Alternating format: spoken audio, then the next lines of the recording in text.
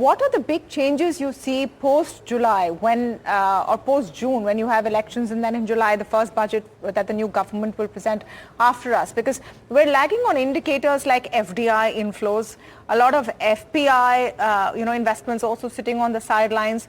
Do you see these aspects turning tide in the second half of the year from the Indian perspective? Yes, I think, Zamana, that should turn around. We didn't talk about FDI, but FDI has been tepid in the first 6 months of the current fiscal year. Part of it, of course, is explained by the fact that FDI flows have themselves slowed down because of the rise that happened in the interest rates around then. We are talking about the first 6 months of the current fiscal year. But this needs to turn around, and it's very probable that even though the general mood is that the Prime Minister is coming back, investors may still want to see it happen, and so perhaps we will see that turnaround. Election is not very far away now. 4th of June we will all know what the outcome is.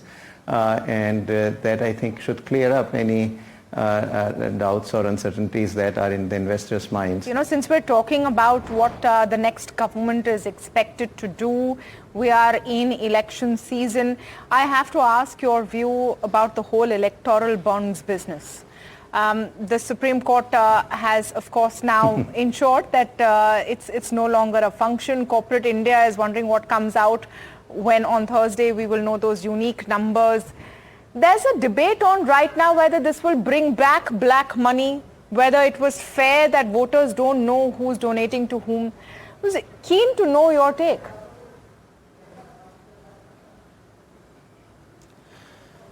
Well, this is going back to the days when these bonds were introduced, and Mr. Arun Jaitley was the finance minister. And I generally found his argument reasonably persuasive that, look, on what previously existed, and we are back to that state now after the bonds have been withdrawn, meaning, further issuance of the bonds has been withdrawn. Bonds, therefore, to some degree was an improvement as far as I can see. Mr. Jaitley's arguments seem to make sense to me that, look, absent the bonds, we go back to the cash.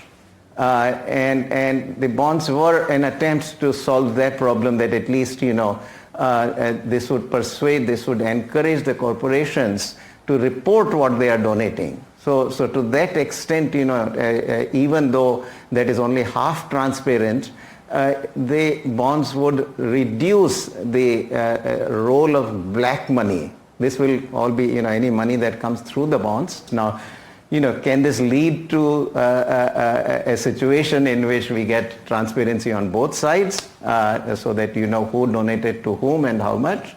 That will, of course, be ideal. But I think that still looks to me like for the time being it's a bit of a distant possibility.